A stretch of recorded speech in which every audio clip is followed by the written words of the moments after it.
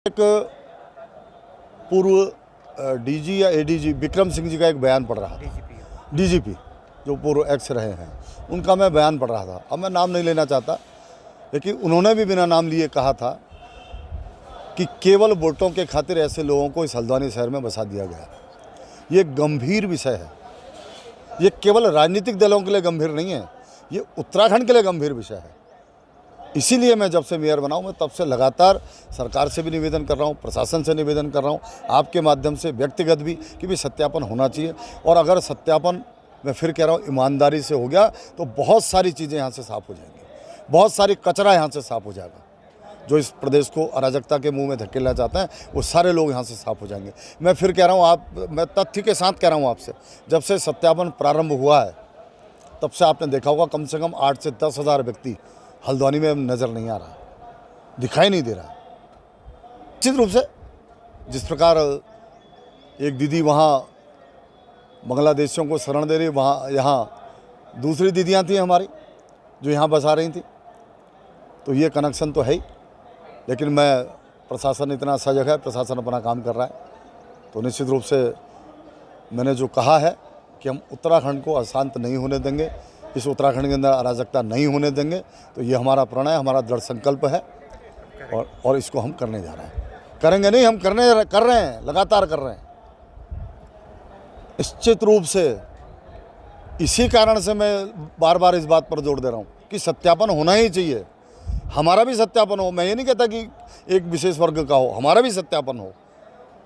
प्रत्येक व्यक्ति का सत्यापन होना चाहिए जो हल्द्वानी के अंदर रह रहा है, जो हल्द्वानी से बाहर से आया, जो यहाँ का स्थायी निवासी नहीं है, निश्चित रूप से उसका सत्यापन होना चाहिए। मैं इसीलिए कह रहा हूँ, ये सारी चीज़ें सत्यापन के कारण ही निकल कर आ रही हैं। अभी बनमलपुरा में एक केस और आपने सुना होगा, एक सराय में लगभग जो 15-20 लोग थे वो 1.5-2 माह से रह रहे हैं। आखिर वो एक होटल में 1.5-2 माह से क्यों रह रहे हैं, क्या कारण है? और मैं धन्यवाद देता हूँ फिर सरकार को कि लगातार वो सत्यापन करा रही है और इस प्रकार के कई केस, कई चीज़ें निकल कर आ रही हैं। भाई मुख्यमंत्री जी ने तो पहले ही 3-4 जो ऐसे कानून हैं, चाहे वो भू कानून हो, चाहे वो धर्मांतरण रोक का कानून हो, ये सारे पहले ही सरकार बना चुकी है और उसी का फल आज देखने को मिल रहा है कि सत्यापन के द्वारा जो लोग पकड़े जा रहे हैं, जो भी लोग जा रहे हैं, निश्चित रूप से उनके प्रति कार्रवाई भी होनी निश्चित है। जो कागज़ बने हैं वो कहाँ से फर्जी बने, किस प्रकार बनाए गए, उसकी जांच प्रशासन कर रहा है लगातार। और मैं इस बात से जोड़ता हूँ कि मैं लगातार जो कहते आ रहा हूँ कि सत्यापन होना चाहिए, क्योंकि हल्द्वानी को एक सराय जैसा, मैं बार बार कह रहा हूँ कि कुछ क्रिमिनल लोग, कुछ क्राइम प्रकार के लोग जो क्राइम करके, क्योंकि उत्तर प्रदेश और अन्य प्रदेशों से उत्तराखंड की जो बॉर्डर हैं वो लगते हुए हैं, तो कई लोग क्राइम करके भी यहाँ आते हैं। इस कारण से ही मैं लगातार जो कह रहा हूँ कि सत्यापन होना चाहिए, कौन लोग आ रहे हैं, क्या लोग आ रहे हैं, उनका विस्तृत जानकारी निगम के पास होनी चाहिए। इसी कारण से मैंने, जैसे ही मैं मेयर बना था, तुरंत ही मैंने इस बात को बड़ी प्राथमिकता से उठाया था।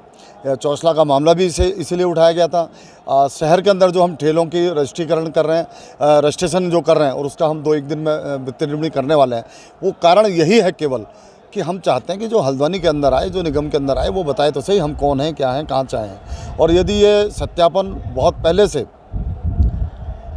ईमानदारी के साथ कर दिया जाता तो इस प्रकार के कई फर्जी जो केस हैं उनको रोका जा सकता था। मैं प्रशासन को भी धन्यवाद देता हूं, माननीय मुख्यमंत्री जी को भी धन्यवाद देता हूं कि हमारे इस निवेदन पर, हमारी इस मांग पर प्रशासन भी आदरणीय मुख्यमंत्री जी के नेतृत्व में प्रदेश के अंदर और हल्द्वानी के अंदर तो लगातार मैं देख रहा हूँ, आप भी देख रहे होंगे, 1-1.5 महीने से लगातार सत्यापन चल रहा है। और उसी सत्यापन का नतीजा भी ये निकल के आया है। जब सत्यापन प्रारंभ हुआ तभी ये चीज़ें भी निकल कर आ रही हैं। मैं फिर बार बार कहता हूँ, मैं 93-94 से इस बात को कहते आ रहा हूँ कि कुछ लोग मिशन बनाकर प्रदेश को अराजकता के मुंह में धकेलना चाहते हैं। कुछ लोग यहाँ की जो चीज़ें हैं उनको बदलना चाहते हैं। कुछ लोग उत्तराखंड, क्योंकि एक शांत प्रदेश है, उत्तराखंड में समझता हूँ कि आप समझ लीजिए कि कभी भी यहाँ पर किसी प्रकार के दंगे फसाद वगैरह नहीं हुए, लेकिन जो 9 फरवरी 24 में हो गए उसका कारण भी यही है। फिर मैं आपसे कह रहा हूँ, मैं पूरी गंभीरता से इस बात को कह रहा हूँ कि केवल यही कारण है कि कुछ लोग मिशन बनाकर उत्तराखंड को अराजकता के मुंह में धकेलना चाहते हैं, उत्तराखंड को अशांत करना चाहते हैं। लेकिन हमारी सरकार कटिबद्ध है, प्रतिबद्ध है, हम ऐसा इस प्रदेश के अंदर नहीं होने देंगे, नहीं होने देंगे और नहीं होने देंगे।